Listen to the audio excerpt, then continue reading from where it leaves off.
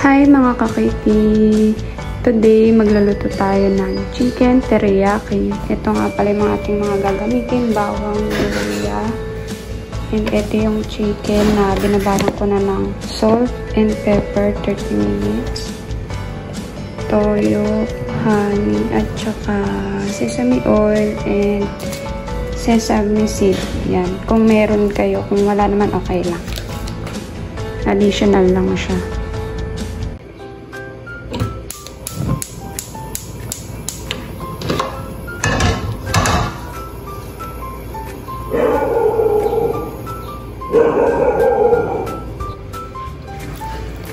Ayan, stir fry natin ng konti yung chicken mga kakiti. Ayan, wala ako nilagay na mantika dyan.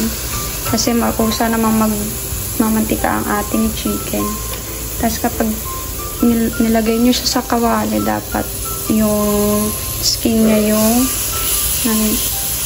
nakalapat muna. Yun muna yung una. Tapos mamaya natin siya babalagtatin. Ayan mga kakiti, kusa na siyang nag-oil. Ayan, lumalabas yung mga oil ng chicken. Ayan, katulad ng sabi ko, hindi po natin siya nilagyan ng mantika. Kasi kusa naman siyang lalabasan ng mantika. So, wait na lang natin siyang maluto. Tapos, tsaka natin siya babalik na rin. Ayan, ngayon mga kakiti, balik na rin na natin yung chicken sa isa-isa.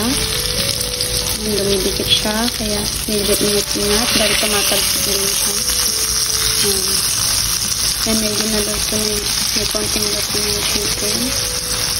Ito rin, babalik na rin na natin sila lahat. Ito na mga kakiti, nabaliktad na natin yung tatlong chicken. Tapos nagdagdag na ako ng isa. Medyo mahirap lang siyang tanggalin kasi dumidikit yung balat niya. Ayan. Pero in fairness, nagmamantika din siya. Medyo madami na rin yung mantika niya.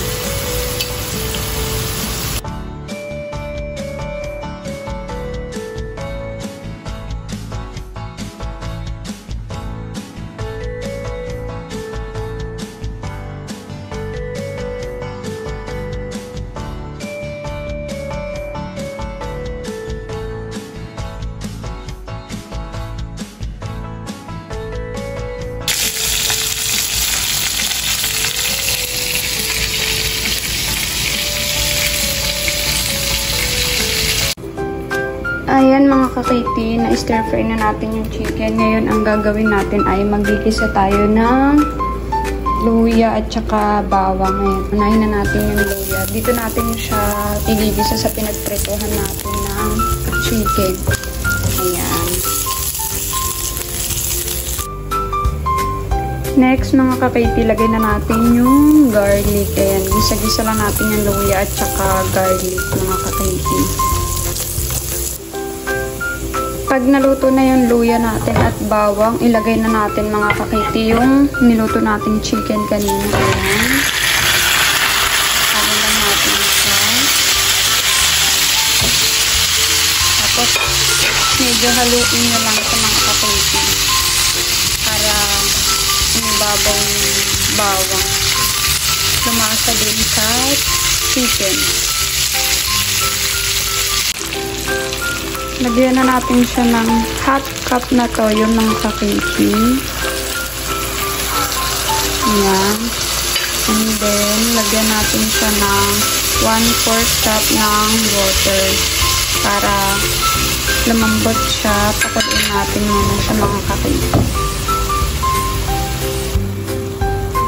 Pakuluin muna natin siya para lumambot mga kakiti. Ayan. Takpan natin. Eto na mga kakiti, yan, kumukulo na ang ating pinapalambot na chicken. And then, ang gagawin natin is i-check natin kung malambot na yung chicken. Yan, malambot na siya, diba? Ngayon, pag malambot na yung chicken natin, lagay na natin yung 1/4 cup ng honey. Yan.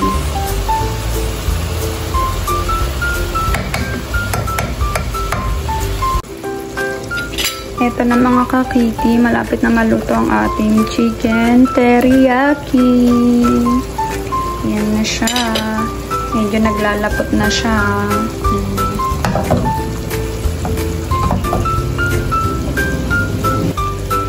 Ito nga pala mga kakiti, lagyan natin siya ng 1 tablespoon ng sesame oil.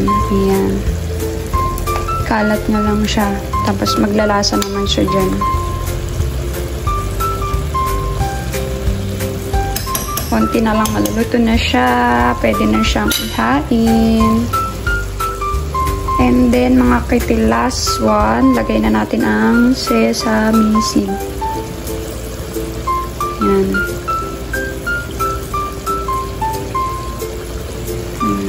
Diba? Yan na siya, mga kakiti. Ako'y nagugutom na din. Okay na to mga kakiti, luto na ating chicken teriyaki. Pwede nang kumain. Ayan, kung nakikita nyo ay siya ay saucy na po. Ayan.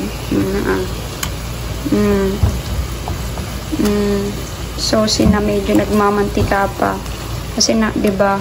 Ang ginamit natin dito yung pinagmantikaan ng chicken. Ayan. Madali lang siyang lutuin. Madali lang siyang gawin. Kaya gawin nyo na rin siya sa inyong mga bahay, mga kakiti. Ayun lang. Thank you for watching.